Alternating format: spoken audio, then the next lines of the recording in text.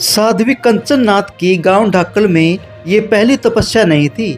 इससे पहले उन्होंने 13-14 साल की उम्र में गांव भाणा के 108 शिव मंदिर में 9 दिनों तक जमीन के अंदर गड्ढा खोदकर तपस्या की थी। उस दौरान उन्होंने पेट पर जौ उगा लिए थे और अन्न जल का त्याग कर दिया था। भारत की सबसे छोटी साध्वी कही जाने वाली कंचन नाथ फिलहाल 12वीं की छात्रा है। उन्होंने कक्षा 4 तक की शिक्षा आश्रम में ली, फिर छात्रावास में दाखिला लेकर आगे की पढ़ाई की। 10वीं की परीक्षा चरखी दादरी के एक गुरुकुल से पास की और अब +2 की परीक्षा देने जा रही है। योगी राजनाथ के अनुसार कंचन नाथ का जन्म नोएडा उत्तर प्रदेश में हुआ था। जब वह गर्भ में थी तभी उनके पिता का निधन हो गया था। जन्म के कुछ समय बाद माँ भी चल बसी।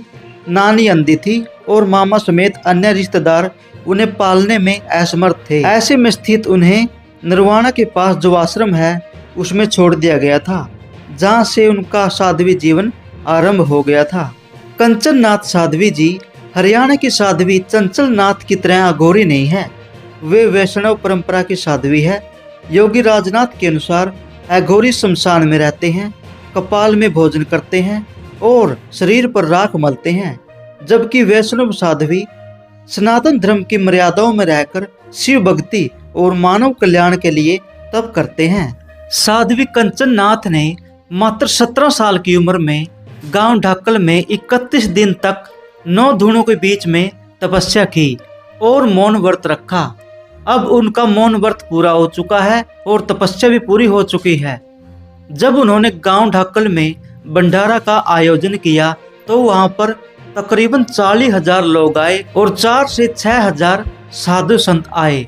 वहीं गांव समैण में भगत मनदीप जी 9 धूणों के बीच में कड़ी तपस्या कर रहे हैं। उनकी तपस्या 21 दिन की है। उन्होंने अपना गृहस्थी जीवन को त्याग दिया और साधु बन गए। गांव समैण में 15 तारीख को अखंड ज्योत जलाई गई थी। वहां पर साध्वी कंचन नाथ भी आई थी, क्योंकि साध्वी कंचन नाथ भगत महिपाल की गुरु बहन है।